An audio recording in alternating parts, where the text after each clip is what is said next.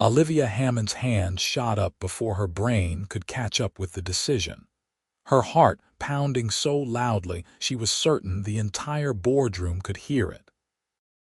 The CEO of Meridian Hospitality Group, Vincent Elwood, stood at the front of the conference room in his perfectly tailored navy suit, mid-sentence about the projected quarterly revenue for their hotel chain expansion into the European market.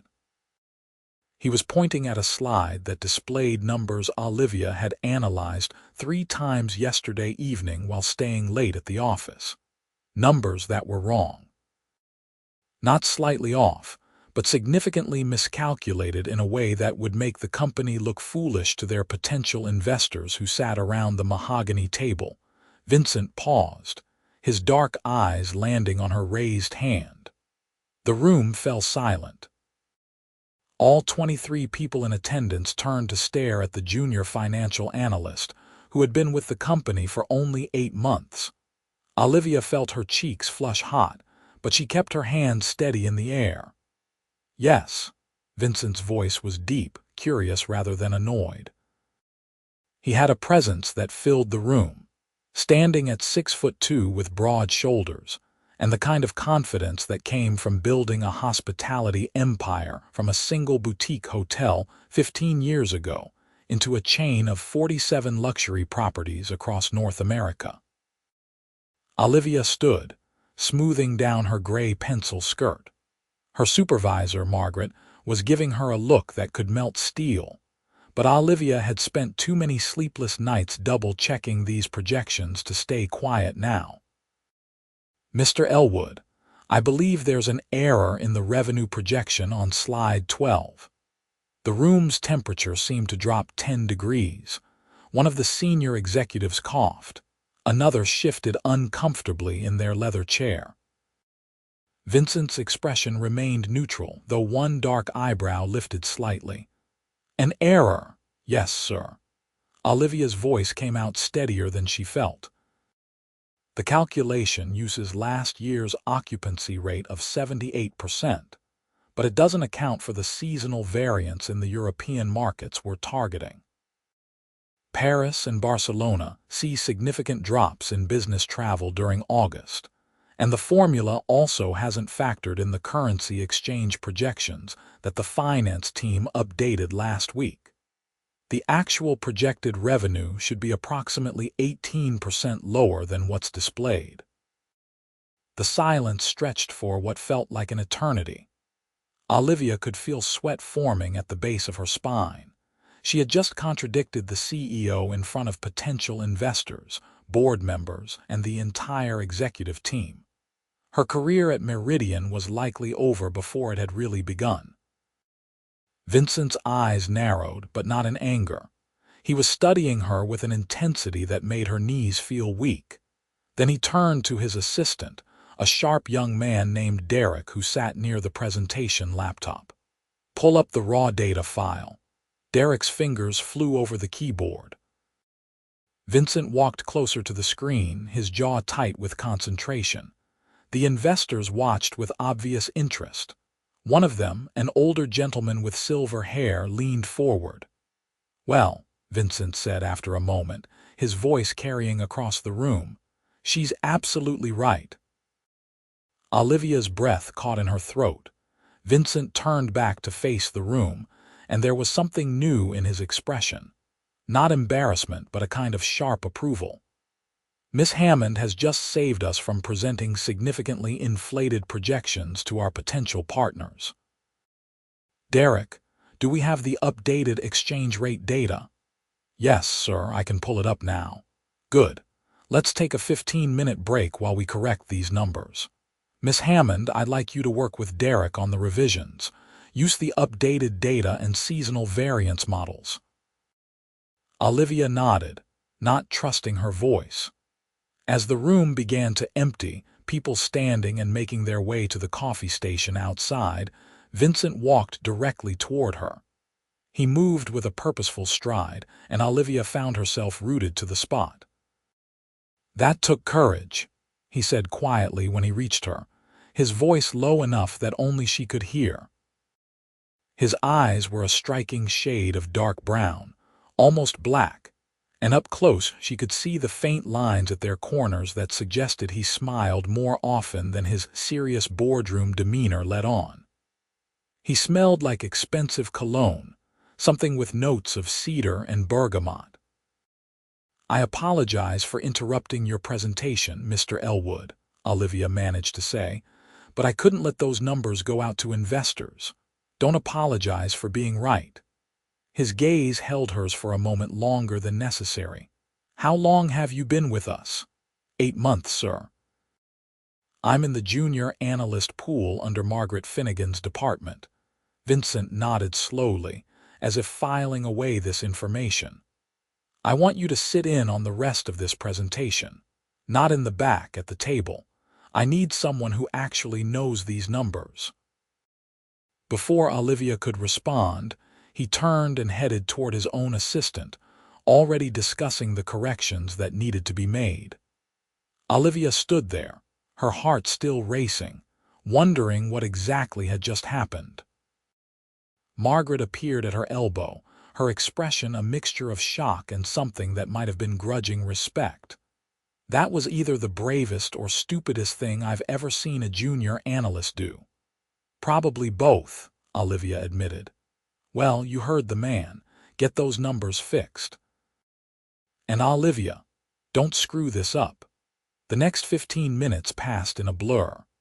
Olivia worked alongside Derek, pulling up the correct data sets, recalculating the projections with the seasonal variance models she had built in her own time, trying to better understand the European market patterns. Derek was efficient and professional, asking her questions about her methodology and nodding approvingly at her answers. When everyone filed back into the conference room, Olivia felt Vincent's gaze on her before she even looked up. He gestured to an empty chair at the main table, directly across from where he would be standing. The seat had previously been occupied by a VP who now moved down without complaint. Olivia slid into the chair, acutely aware of how surreal this moment was.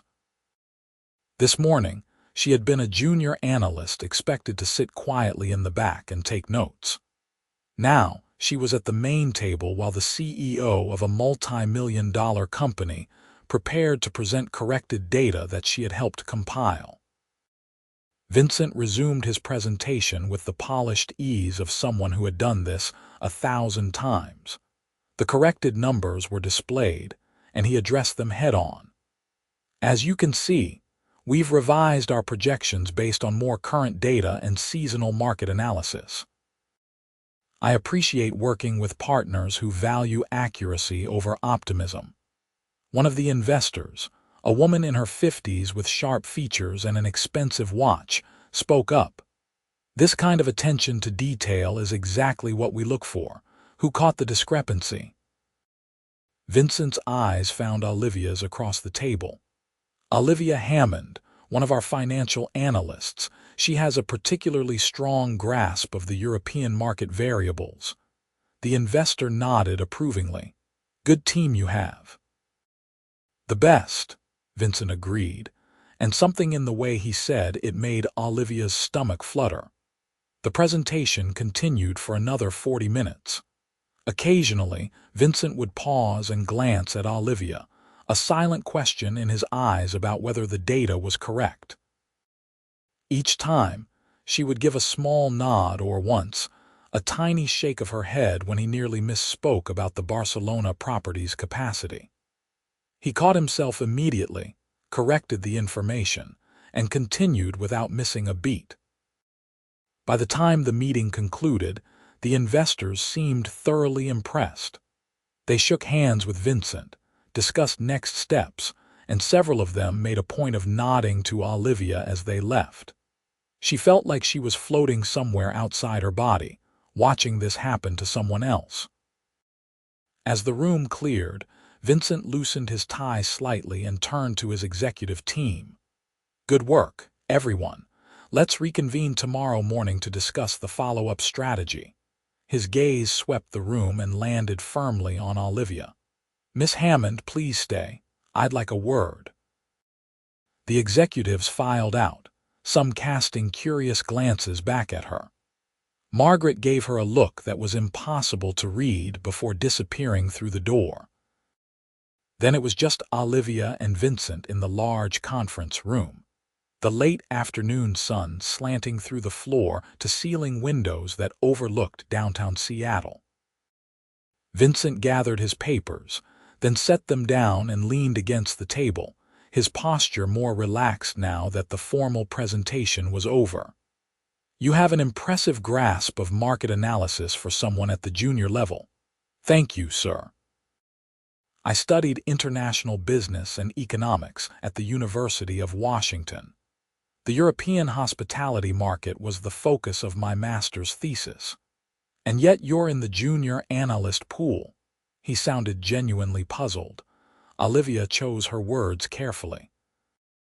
"I was happy to get my foot in the door at Meridian. It's a competitive field and I knew I'd need to prove myself."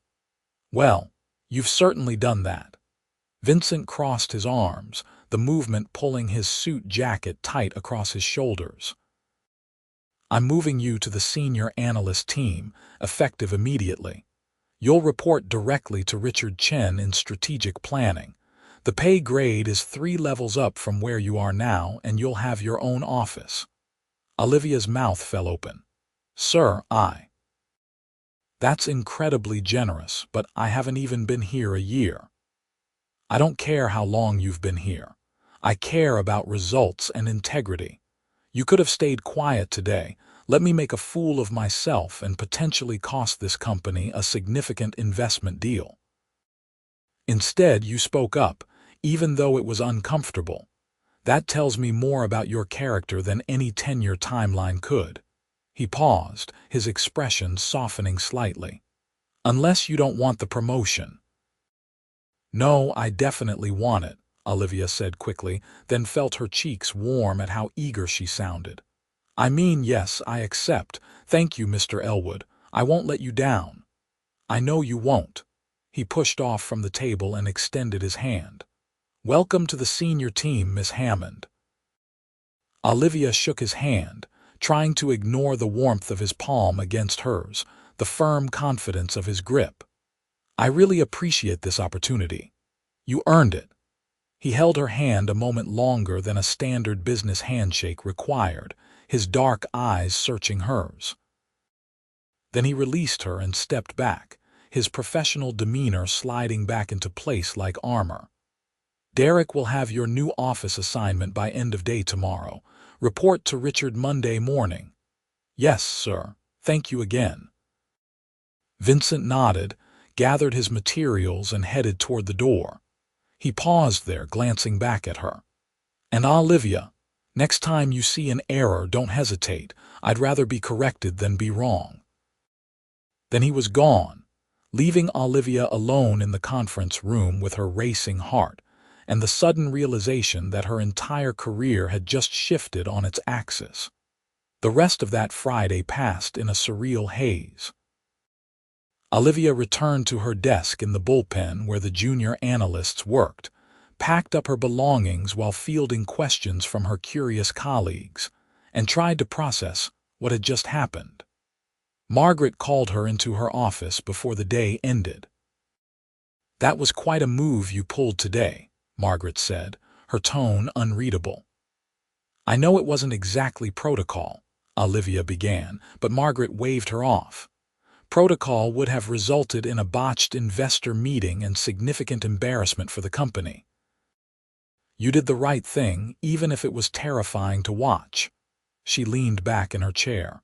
"Vincent Elwood doesn't give promotions lightly. Whatever he saw in you today, don't waste it." "I won't," Olivia promised.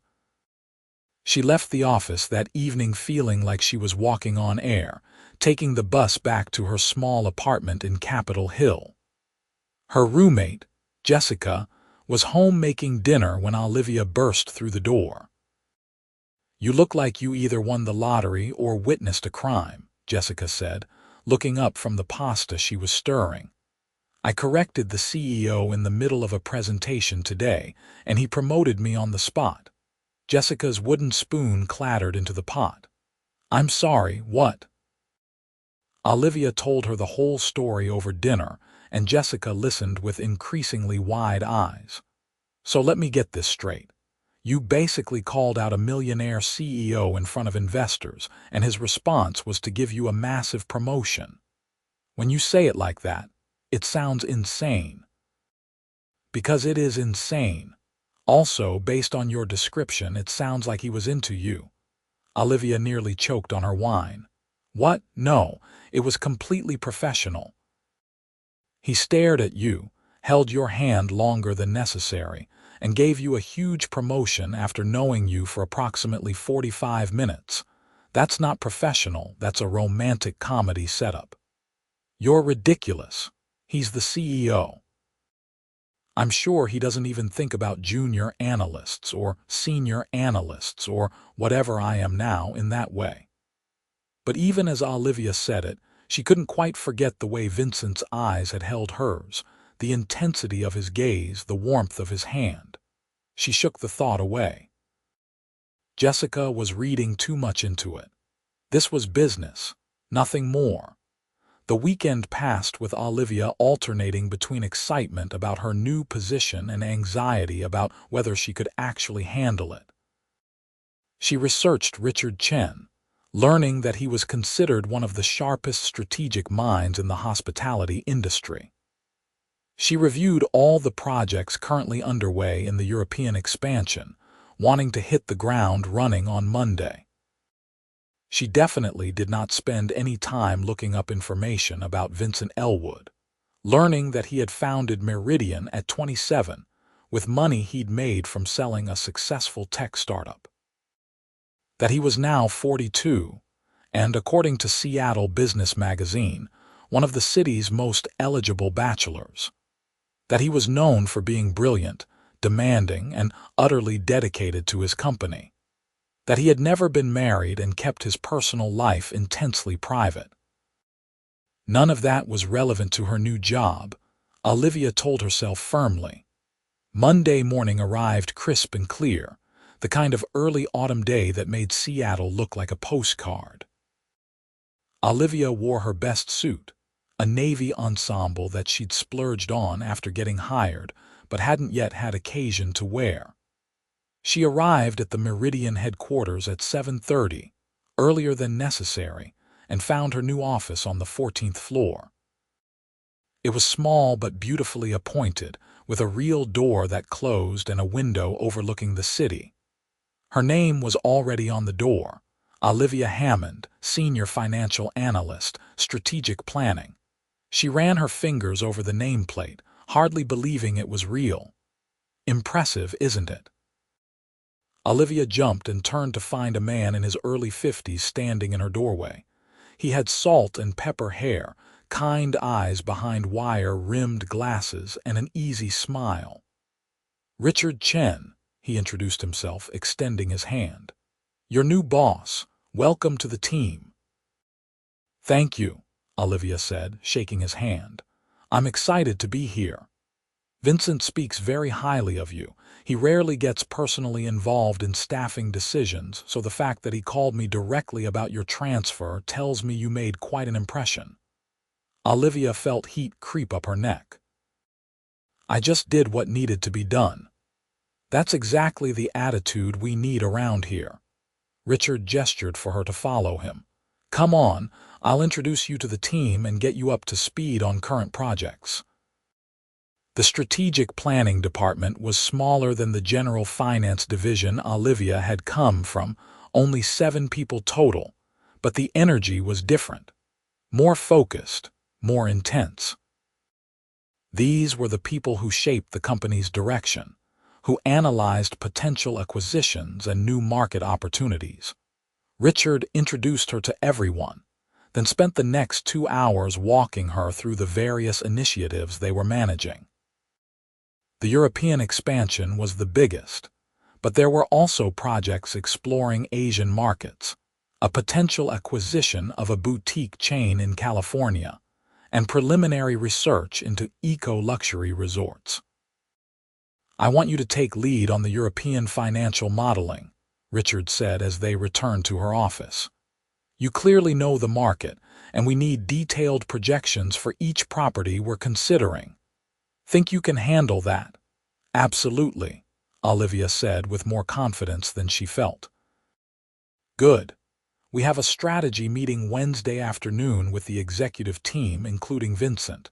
I'll want your preliminary analysis ready to present by then. Olivia's stomach flipped at the mention of Vincent, which was absurd. She nodded professionally. I'll have it ready. She spent the rest of Monday and all of Tuesday buried in spreadsheets, market research, and financial models. The work was challenging but exhilarating, exactly the kind of strategic analysis she had hoped to do when she'd accepted the position at Meridian. She stayed late both nights, wanting her presentation to be flawless. Wednesday afternoon arrived too quickly. Olivia gathered her materials and headed to the executive conference room on the 15th floor, a smaller, more intimate space than the large boardroom where Friday's investor meeting had taken place. Richard was already there, along with 3 other senior team members, and Vincent. He sat at the head of the table, reading something on his tablet, his shirt sleeves rolled up to reveal strong forearms. He looked up when Olivia entered, and for just a moment, something flickered in his expression. Pleasure, approval. It was gone before she could identify it. Olivia, he said, his voice warm. Richard tells me you've been diving deep into the European projections. Yes, sir.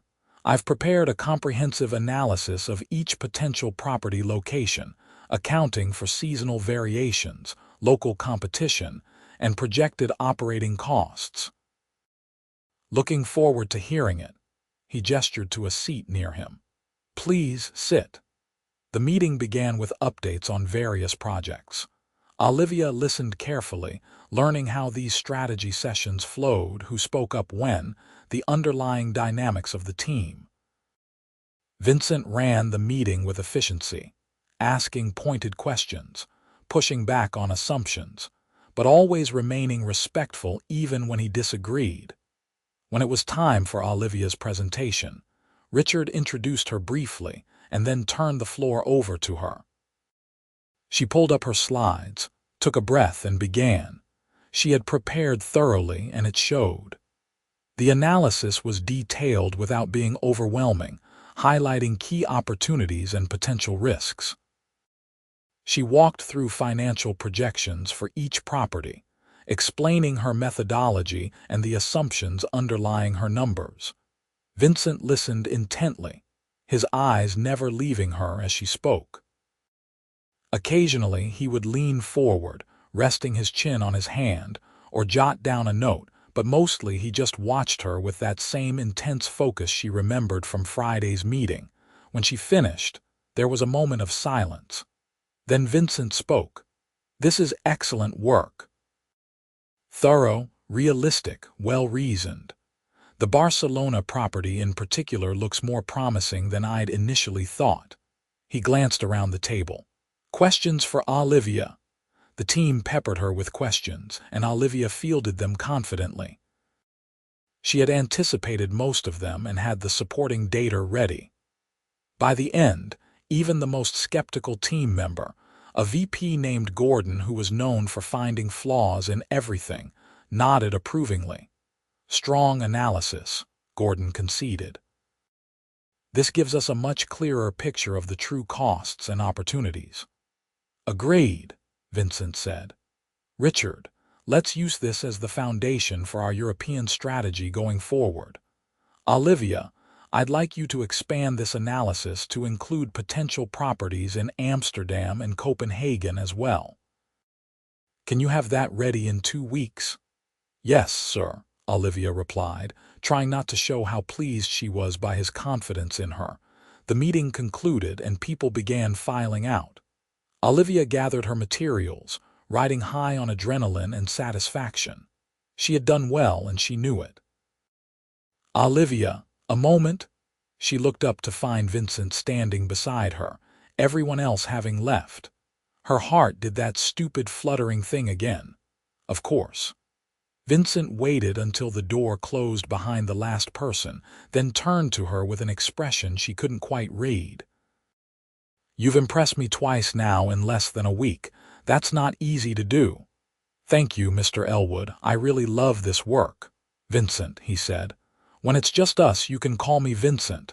The informal permission felt surprisingly intimate. "Vincent," she repeated, testing out the name. He smiled, a real smile that transformed his serious features into something warm and approachable. "Better. Listen, I wanted to tell you that I think bringing you up to the senior team was the right call. You have good instincts and a sharp analytical mind. But more than that, you're not afraid to speak up when something's wrong. That's rare, especially in corporate culture." "I figure the truth is more important than comfort," Olivia said. "Exactly." He leaned against the table, casual in a way he never was during official meetings. "How are you finding the new position? Is Richard treating you well?" "He's been great. The whole team has been welcoming." "Good." Vincent paused, seeming to weigh his next words carefully. "I also wanted to apologize if I put you in an awkward position on Friday. Promoting you so publicly, so quickly, I'm sure there's been some talk." There had been, of course. Olivia had heard the whispers, seen the speculative looks, but she raised her chin. "People can talk all they want. My work speaks for itself." "Yes, it does." His eyes held hers, and the air between them felt charged somehow, electric with something Olivia didn't want to name. "Well, I won't keep you. I'm sure you have plenty to do." "Amsterdam and Copenhagen won't analyze themselves," she agreed, trying to keep her tone light. Vincent laughed, a rich sound that did unfortunate things to Olivia's composure. "No, they certainly won't. Have a good evening, Olivia." "You too, Vincent." She left the conference room feeling flushed and unsettled. Jessica was right. There was something between them, some undercurrent of awareness that had nothing to do with business hierarchies, and everything to do with the way his eyes followed her when he thought she wasn't looking, the way her pulse jumped whenever he said her name. But Vincent Elwood was her boss, not just her direct supervisor, but the CEO of the entire company. Getting involved with him would be complicated at best, career suicide at worst. Olivia had worked too hard to risk it all for attraction, no matter how intense. She threw herself into work over the following 2 weeks, determined to prove that Vincent's faith in her was warranted. The Amsterdam and Copenhagen analysis consumed her days and several of her nights. She coordinated with local real estate contacts, reviewed market studies, built detailed financial models. Richard checked in regularly, offering guidance and feedback, but mostly leaving her to work independently. The rest of the team accepted her presence, though Olivia could tell some of them were still skeptical about her rapid promotion. She saw Vincent occasionally in the halls or at larger meetings, but never alone. He was always professional, cordial, treating her exactly like any other senior analyst. Which was what Olivia wanted, she told herself firmly. The fact that she sometimes caught him watching her with an unreadable expression was probably just her imagination. The 2 weeks passed quickly, and Olivia prepared for her follow-up presentation. The night before, she stayed late at the office, running through her slides one final time. It was nearly 9 when she finally saved everything and shut down her computer. The 14th floor was deserted, most people having left hours ago. Olivia gathered her things and headed for the elevator, her heels clicking on the polished floor. The elevator arrived and she stepped inside, pressing the button for the lobby. "Hold the door." Olivia reflexively hit the button to keep the doors open. Vincent appeared, slightly out of breath, his tie loosened and his suit jacket slung over one arm. "Thank you," he said, stepping into the elevator beside her. Working late. Final prep for tomorrow's presentation, Olivia explained, very aware of how small the elevator suddenly felt with him in it.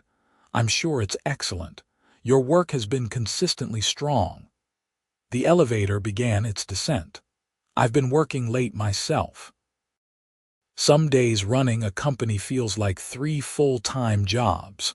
I can imagine, or actually I can't. I can barely manage my own workload sometimes. Vincent glanced at her with concern. Is Richard overworking you? I can talk to him. No, nothing like that. I love the work. I just want to make sure it's perfect. There's a difference between excellence and perfectionism, Vincent said gently. One is healthy, the other leads to burnout. Says the man working at 9 o'clock on a Thursday night. He laughed. Fair point, I'm a hypocrite. But seriously, Olivia, you don't have to prove yourself constantly.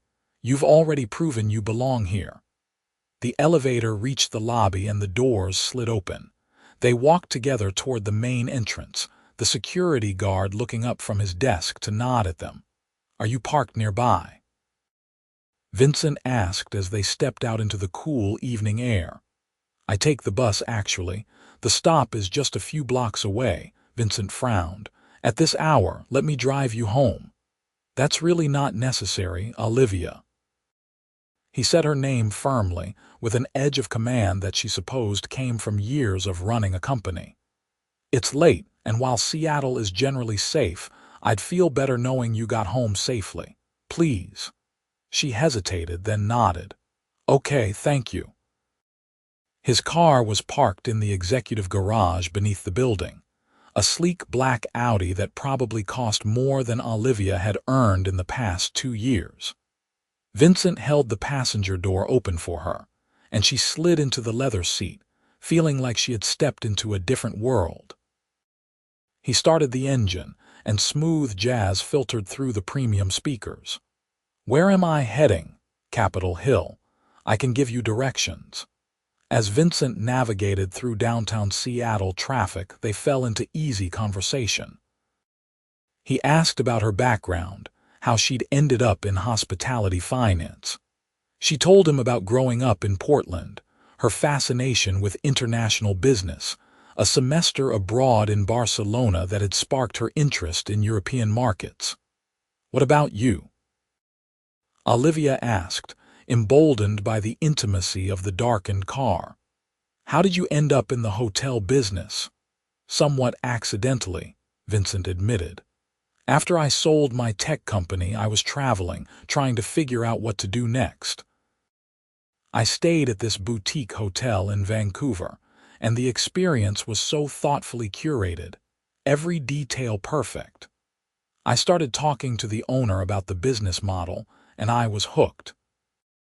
I liked the idea of creating spaces where people felt taken care of, where they could relax or celebrate or conduct business in beautiful surroundings. So you bought a hotel, a struggling one in Seattle that everyone said I was crazy to invest in. Spent a year renovating it, reimagining the guest experience. It turned around within 18 months. Then I bought another and another. He glanced at her with a self-deprecating smile. Now I have 47 and I'm trying to conquer Europe. The ambition monster is hard to tame. I don't think ambition is a bad thing, Olivia said.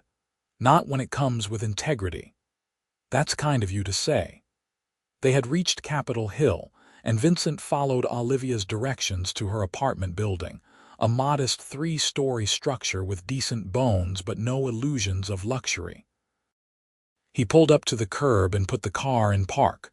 For a moment, neither of them moved. Thank you for the ride, Olivia said finally. I appreciate it. Anytime. Vincent's voice was low, almost intimate in the confined space. Olivia, I hope this doesn't cross a line, but I want you to know that I think you're remarkable. Your intelligence, your courage, your dedication to doing what's right, those are rare qualities. Olivia's breath caught. Vincent, I know this is complicated. You work for me, and that creates a power dynamic that can't be ignored. I would never want you to feel pressured or uncomfortable." He ran a hand through his dark hair, a gesture of frustration or perhaps uncertainty. "But I also believe in honesty, and honestly, I haven't been able to stop thinking about you since you raised your hand in that boardroom." Olivia's heart was pounding so hard she could hear it in her ears. "I've been thinking about you too," she admitted quietly. The air in the car felt electric. Vincent's eyes met hers, dark and intense. "This is a terrible idea for about 17 different reasons. Probably more than that. I'm your boss. The CEO, actually, which is worse. People will talk. They'll say I'm showing you favoritism, that your promotions aren't earned. I know. It could complicate everything. It definitely will." Vincent reached across the console and gently tucked a strand of hair behind Olivia's ear, his fingers barely brushing her cheek. The touch sent electricity down her spine. "Tell me to back off," he said softly. "Tell me this is a line we shouldn't cross." Olivia knew she should say exactly that.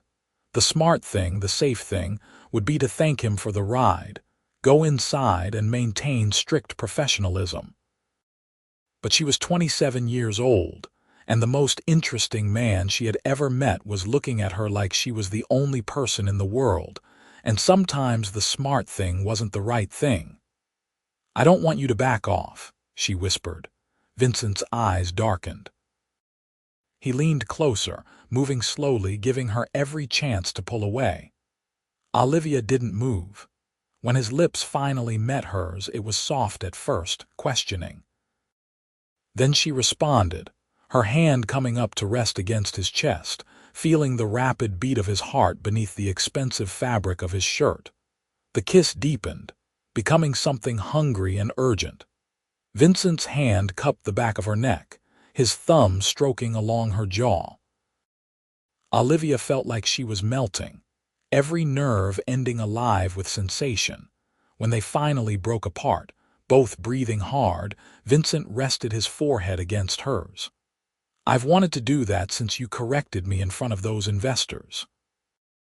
"That's a very specific trigger," Olivia managed to say, her voice shaky. He laughed softly. "What can I say? I find competence incredibly attractive." He pulled back slightly, his expression turning serious. "But we need to talk about how this works. I meant what I said about the complications." "I know. I don't want special treatment, Vincent. I want to earn everything I get at Meridian. You already have earned it, but others might not see it that way, especially if we're involved." He seemed to be thinking through the logistics. "We should keep this private, at least initially. Not because I'm ashamed, but because I want to protect you from gossip and speculation." "That makes sense. And if at any point this affects your work environment or you feel uncomfortable, you tell me immediately. Your career matters more than my feelings." Olivia smiled at that. "You're remarkably thoughtful for a CEO. I try." He kissed her again, softer this time. "Have dinner with me this weekend, Saturday night, somewhere outside the city where we're less likely to run into people from work. Like a date, exactly like a date." His eyes were warm with affection. "I want to get to know you, Olivia. The real you, not just the brilliant analyst who saves my presentations." "I'd like that," Olivia said, feeling like she was floating. "Saturday sounds perfect." They exchanged phone numbers, and Vincent waited until Olivia was safely inside her building before driving away. She climbed the stairs to her apartment in a daze, her lips still tingling from his kisses. Jessica took one look at her face when Olivia walked in and said, "Oh my God, what happened?" Olivia collapsed onto the couch. "I kissed the CEO." "I'm sorry, you what?" So Olivia told her everything. The late night at work, the elevator ride, the car, the conversation, the kiss that had turned her entire world sideways. Jessica listened with increasingly wide eyes. "This is insane." "Also amazing, but mostly insane." "Olivia, you know this could blow up your career, right?" I know, we talked about it. We're going to be discreet. Discreet doesn't make him any less your boss. I know, Olivia repeated. But Jessica, when he looks at me, I feel like I'm the only person in the world, and when he kissed me it was like everything just made sense. Jessica's expression softened. You really like him?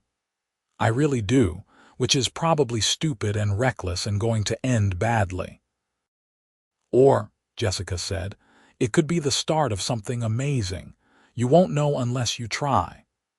Olivia spent the next day in a state of nervous anticipation.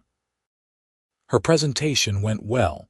Vincent's praise professional and measured in front of the team, giving no hint of what had transpired between them the night before. But when their eyes met across the conference table, Olivia saw warmth there and promise. Friday dragged by. Olivia tried to focus on work, but her mind kept drifting to Saturday, to Vincent, to the feel of his lips on hers.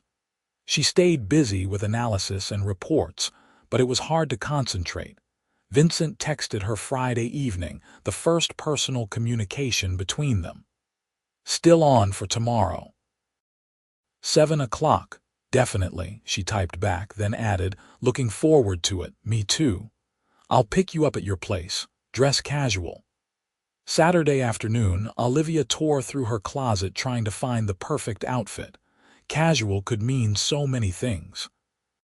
She finally settled on dark jeans, a soft burgundy sweater that brought out the warmth in her hazel eyes, and ankle boots. Simple but put together. Jessica helped with makeup and hair, keeping both natural but polished. You look beautiful, she declared. Go knock that CEO's socks off. Vincent arrived exactly at 7, dressed in jeans and a dark gray Henley that somehow made him look even more attractive than his tailored suits did. He handed Olivia a single perfect rose, the gesture old-fashioned and sweet. You look amazing, he said, his eyes appreciating every detail. So do you, Olivia replied, feeling suddenly shy. They drove north, out of the city and into the countryside. Vincent had chosen a small French restaurant in a town called Woodinville, tucked away in wine country, the kind of place that locals knew about but that was far enough from Seattle to avoid running into colleagues. The restaurant was intimate and charming, with exposed brick walls, candlelit tables, and a menu that made Olivia's mouth water.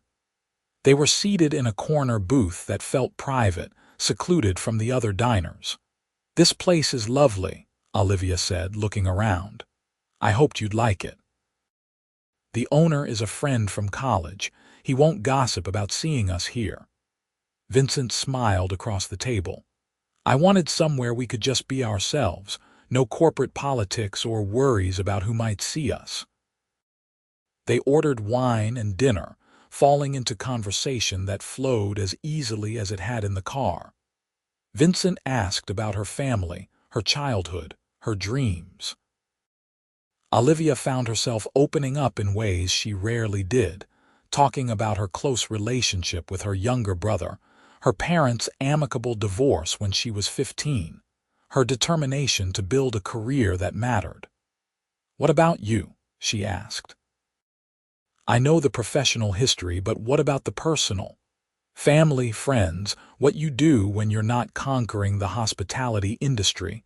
Vincent's expression turned thoughtful. My family is small. My mother passed away 5 years ago, cancer. My father remarried and lives in Arizona, playing golf and avoiding the Seattle rain. I have a younger sister, Emma, who's a veterinarian in Portland. We're close, talk at least once a week. He paused.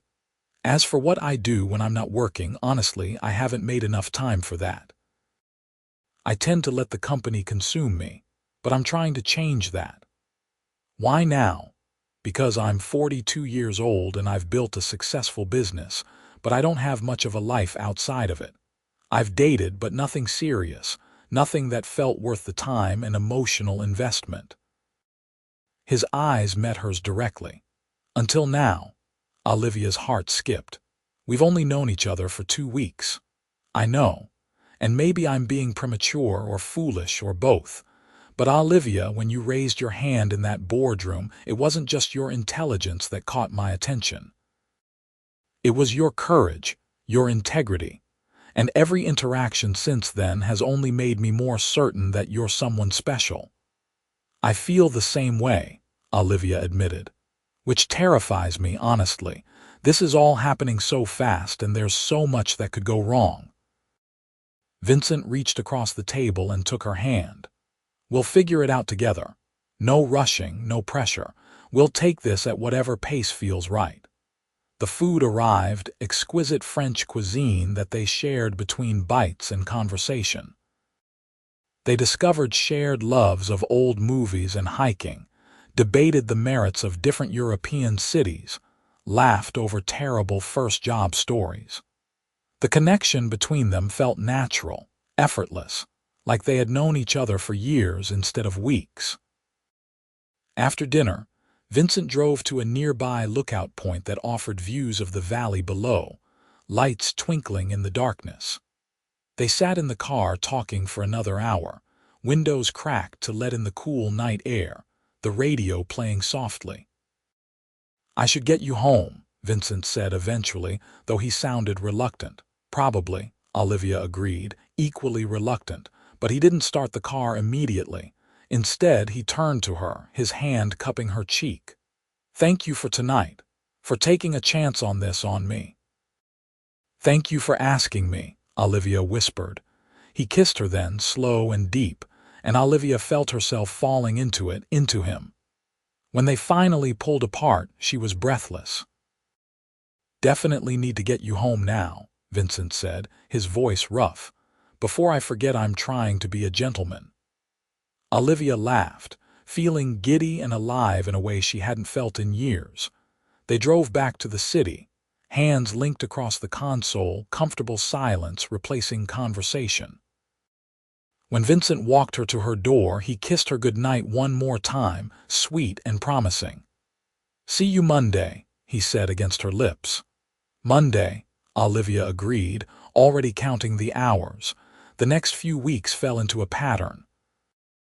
At work, they were strictly professional, though Olivia sometimes caught Vincent's gaze on her during meetings, warm and affectionate before sliding back into CEO mode. Outside of work, they saw each other whenever they could, stealing dinners and walks and long conversations that stretched into the night. Vincent was attentive and thoughtful, planning dates that showed he listened to what she said. When Olivia mentioned missing her favorite sushi place from college, he found a restaurant that made the same style.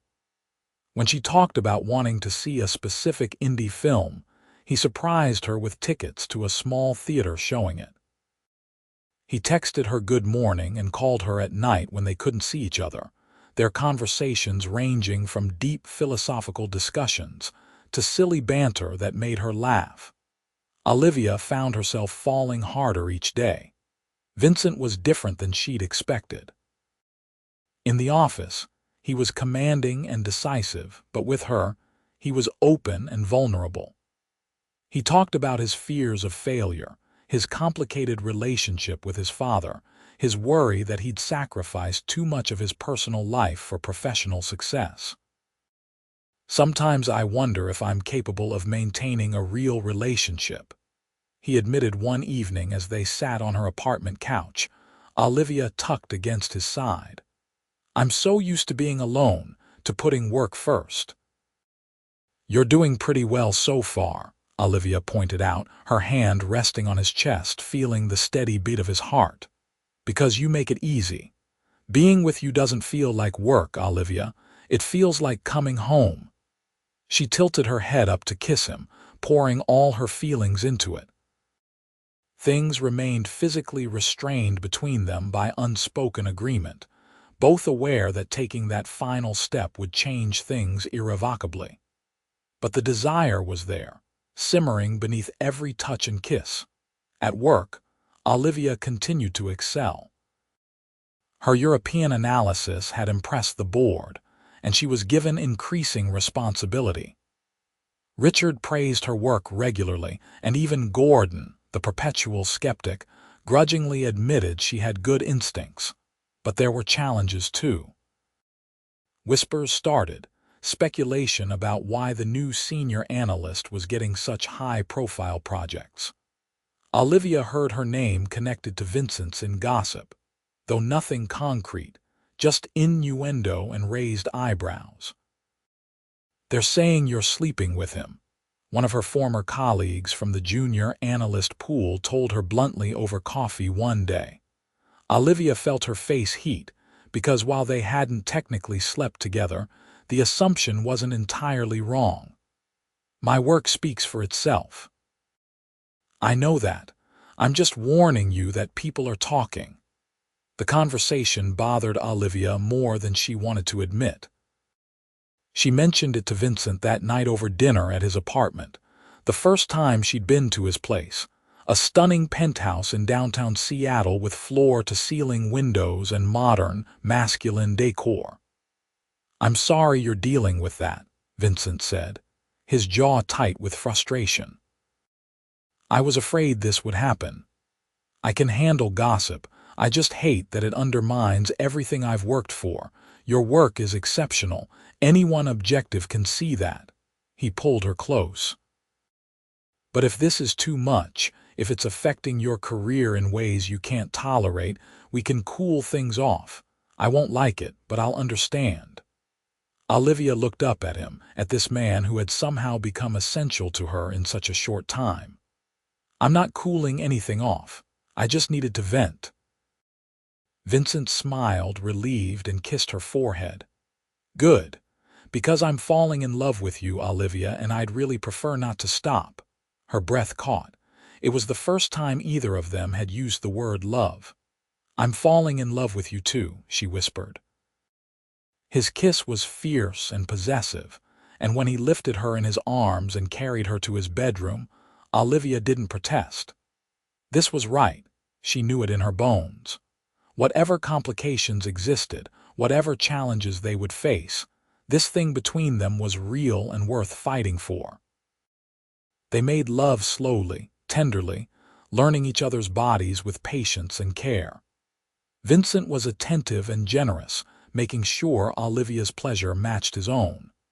Afterward, they lay tangled together, her head on his chest, his fingers trailing patterns on her bare shoulder. "Stay tonight," Vincent murmured. "Stay the weekend. I'll make you breakfast, we'll be lazy, watch movies, pretend the outside world doesn't exist." "That sounds perfect," Olivia said, already half asleep, content and satisfied and deeply, wonderfully happy. The weekend was blissful. They cooked together, Vincent surprisingly competent in the kitchen, laughing over burned pancakes and too much coffee. They watched old movies curled up on his couch, debating plot points and character motivations. They made love again, passionate and urgent, learning what made each other gasp and moan. Sunday evening came too quickly. As Olivia prepared to leave, Vincent caught her hand. "I don't want to hide this anymore," he said. "I want people to know you're with me, that this is real." Olivia's heart leaped even as anxiety twisted in her stomach. "Are you sure? Once it's public, there's no taking it back. People will talk, make assumptions. Let them. I'm proud to be with you, Olivia. I don't want to sneak around like we're doing something wrong." His expression was earnest. "But this is your decision too. If you want to keep things private longer, I'll respect that." Olivia thought about it, weighing the pros and cons. Going public meant facing scrutiny, dealing with assumptions about favoritism and inappropriate relationships. But it also meant freedom, no more hiding, no more pretending their connection was merely professional. "Let's do it," she decided. "Let's tell people, but maybe we start small. Tell our immediate teams first, then make it more widely known. That's smart. We'll talk to Richard and my executive team. Make it clear that our relationship doesn't affect your professional standing." They agreed to have the conversations Monday. Olivia spent Sunday night anxious, playing out various scenarios in her head. Jessica gave her a pep talk, reminding her that she had done nothing wrong, that workplace romances happened all the time, that her work was legitimately excellent. Monday morning, Olivia met with Richard first thing. She explained the situation, trying to keep her voice steady and professional. Richard listened without interrupting, his expression neutral. When she finished, he was quiet for a moment. Then he said, "I appreciate you being upfront about this. It's not ideal from an HR perspective, but I also know your work has been consistently strong since before you and Vincent started dating." He gave her a measured look. "I'll continue to evaluate you based purely on your performance. But Olivia, you need to understand that others might not be as objective. This will be scrutinized. I know. I'm prepared for that. Okay, then we'll make it work." Vincent had similar conversations with his executive team, making it clear that his relationship with Olivia didn't impact her role or his evaluation of her work. By Monday afternoon, word had spread through the office. Olivia felt eyes on her as she walked through the halls, heard the whispers that stopped when she got close. It was uncomfortable, but not as bad as she'd feared. Most people seemed merely curious. A few were openly disapproving, but several colleagues approached her privately to offer support or congratulations. Her former supervisor, Margaret, pulled her aside. "I won't lie, some people are going to give you a hard time," Margaret said. "But I've seen your work, and I know you've earned everything you have. Don't let them make you doubt yourself." "Thank you," Olivia said, genuinely grateful. "That means a lot." The next few weeks were an adjustment. Olivia worked harder than ever, determined to prove that her relationship with Vincent didn't affect her professional judgment or abilities. She took on additional projects, stayed late, double-checked everything. Vincent was supportive but also concerned. "You're going to burn yourself out," he said one evening when she showed up at his apartment exhausted from another 14-hour day. "I need to prove myself." "You've already proven yourself, multiple times." He guided her to the couch, pulling her feet into his lap to massage them. "Olivia, I understand the impulse, but you can't work yourself to death trying to counter gossip. The people who matter know your worth. What if I mess up? What if I make a mistake and everyone says it's because I was distracted by our relationship? Then you'll fix the mistake like anyone else would. You're human, not perfect. Expecting perfection from yourself is exhausting and unsustainable." Olivia knew he was right, but it took time to ease up on herself. Gradually, as weeks turned into months, things normalized. Her work remained strong, and even the skeptics had to admit she was earning her keep. The gossip died down as office attention shifted to other dramas and developments. Olivia and Vincent's relationship deepened.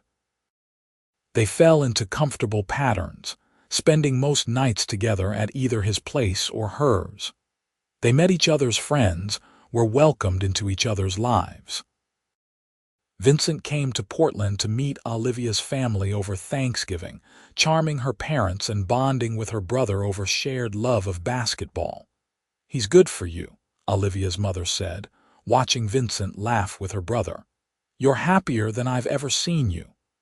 Olivia was happy. Deliriously so. Vincent was everything she hadn't known she wanted, intelligent and driven but also kind and attentive. He supported her career ambitions while also encouraging her to maintain balance, to take time for herself and them. He was romantic in unexpected ways, leaving notes in her briefcase, sending flowers to her office for no reason, planning surprise weekend getaways. The European expansion project moved forward, and Olivia played a central role in the financial strategy.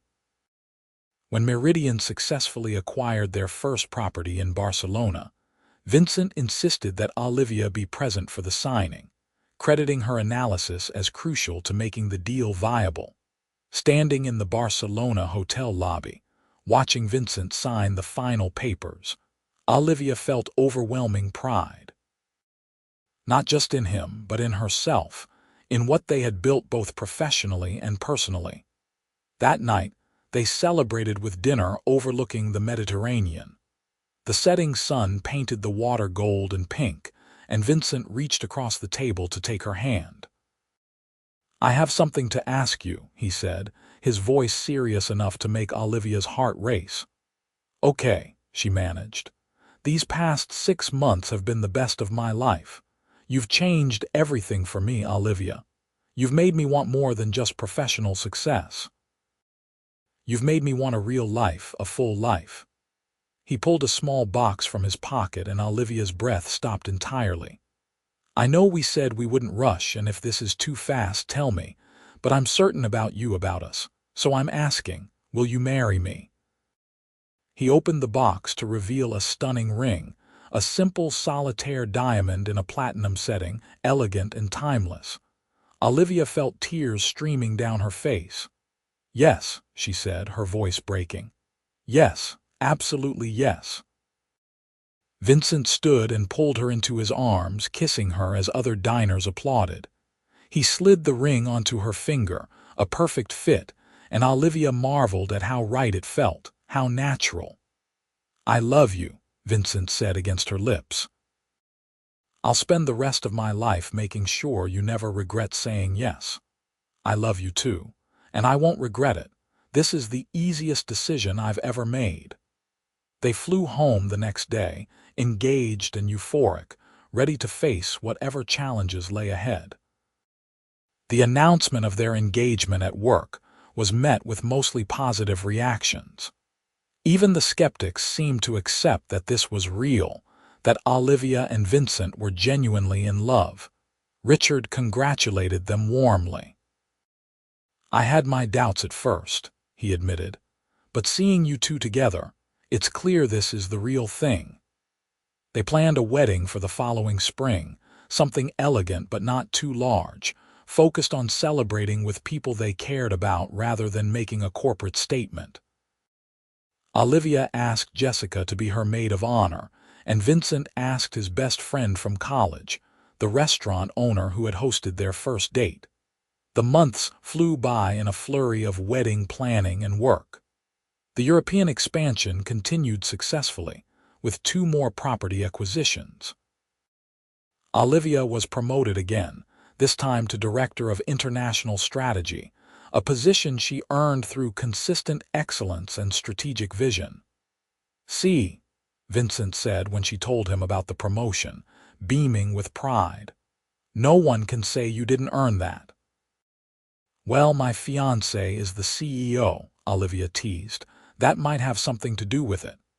"Your fiancé had nothing to do with it. The board made that decision based on your track record. I recused myself from the vote entirely." He pulled her close. "You did this, Olivia. Own it." She did own it, finally allowing herself to feel proud rather than defensive. She had worked hard, proven herself repeatedly, and now had a career she loved and a man who supported her unconditionally. Their wedding day arrived on a perfect April afternoon. The ceremony was held at a vineyard outside Seattle, intimate and beautiful, with close friends and family in attendance. Olivia wore a simple but elegant gown, and Vincent looked impossibly handsome in his tuxedo, his eyes shining when he saw her walk down the aisle. They exchanged vows they had written themselves, promising partnership and support, love and honesty. When the officiant pronounced them husband and wife, Vincent kissed Olivia like she was the most precious thing in the world. The reception was joyful and relaxed, full of laughter and dancing. Vincent's sister, Emma, gave a touching toast about how Olivia had brought light back into her brother's life. Jessica told embarrassing stories about Olivia that had everyone laughing. When it was time for the couple's first dance, Vincent held Olivia close as they swayed to jazz music under string lights. "Happy," he murmured. "Incredibly," Olivia replied. "You, more than I ever thought possible." He pulled back slightly to look at her. "Thank you for being brave enough to correct me in that boardroom, for speaking up even when it was terrifying. I might have found you eventually, but I'm grateful it happened sooner. Thank you for seeing me, for recognizing that I was more than just a junior analyst who pointed out an error. You were never just anything. From the first moment, you were remarkable." They kissed, and around them, people cheered and applauded, celebrating not just a wedding but a love story that had started with courage and grown into something lasting. A year later, Olivia stood in the newly opened Amsterdam hotel, part of Meridian's successful European expansion, her hand resting on her swelling belly. She was 5 months pregnant with their first child, a boy they planned to name Alexander. Vincent came up behind her, wrapping his arms around her waist, his hands covering hers. "Tired?" he asked gently. "A little, but happy. This place turned out beautifully. Thanks to your financial projections and strategic planning, we wouldn't be here without you." "We're a good team," Olivia said, leaning back against his chest. "The best team." He kissed her temple. "Ready to head back to the hotel? You need rest." They walked through the Amsterdam streets as evening fell, hand in hand, talking about the baby, about work, about plans to eventually buy a house with a yard for their growing family. Life wasn't always easy. Work was demanding. Pregnancy had its challenges, and navigating a high-profile relationship in a corporate environment required constant communication and effort. But they faced everything together, with honesty and love and unwavering support for each other. 2 years after that first boardroom meeting, Olivia had everything she'd worked for and things she hadn't even known to dream about. A career she loved, a partnership with a man who valued her mind as much as her heart, and a family they were building together. Sometimes she thought back to that moment when she'd raised her hand, heart pounding, terrified but determined to speak the truth. It had changed everything. One moment of courage had led to a promotion, yes, but more importantly, it had led to Vincent, to love, to a life richer and fuller than she'd ever imagined. As they reached their hotel, Vincent held the door open for her, his eyes warm with affection and promise. Olivia walked through, toward their room, toward their future, grateful for every choice that had led her here. Their son Alexander was born on a rainy October morning, perfect and healthy, with Vincent's dark eyes and Olivia's determined chin. Vincent cried when he held his son for the first time, overwhelmed with emotion and love. "Thank you," he whispered to Olivia as she recovered in the hospital bed, exhausted but radiant. "Thank you for him, for us, for everything." "Thank you for seeing me," Olivia replied, echoing their wedding dance conversation. "For promoting me, yes, but more than that, for loving me." "Always," Vincent promised. "From that first moment you corrected me, and every moment after." They brought Alexander home to the house they'd bought in Queen Anne, a beautiful craftsman with a nursery painted soft blue, and a yard where they imagined their son would eventually play. Vincent took paternity leave, determined to be present for these early weeks, and Olivia was touched by his dedication to their new family. The company continued to thrive. Olivia eventually returned to work part-time, finding balance between her career ambitions and motherhood. Vincent implemented more family-friendly policies at Meridian, inspired by his own experience, wanting his employees to have the support he wished more companies offered. 3 years after Alexander, they welcomed a daughter, Sophie, completing their family. The little girl had Olivia's hazel eyes and her father's determined personality. Vincent was a devoted father, present and engaged, making time for family dinners and bedtime stories even on the busiest days. On their 10th wedding anniversary, they returned to that vineyard outside Seattle, where they'd gotten married. Their children stayed with Olivia's parents for the weekend, giving the couple rare time alone together. 10 years, Vincent mused as they walked through the vineyard at sunset, the same path Olivia had walked down as a bride. A decade since you made me the happiest man alive by saying yes. Technically, I made you happy by correcting your presentation, Olivia teased. True.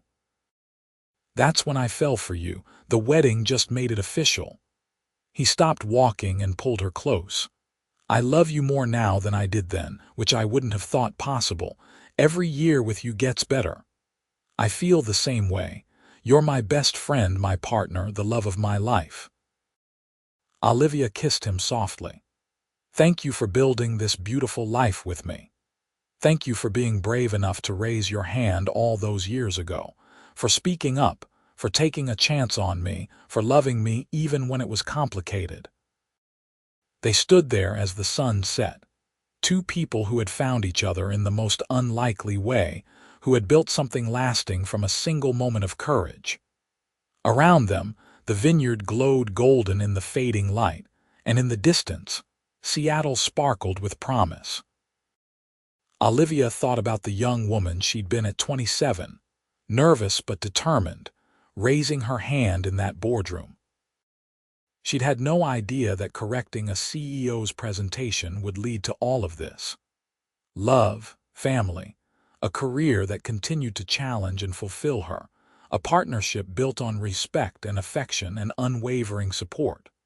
Life was full of moments that seemed small at the time but changed everything.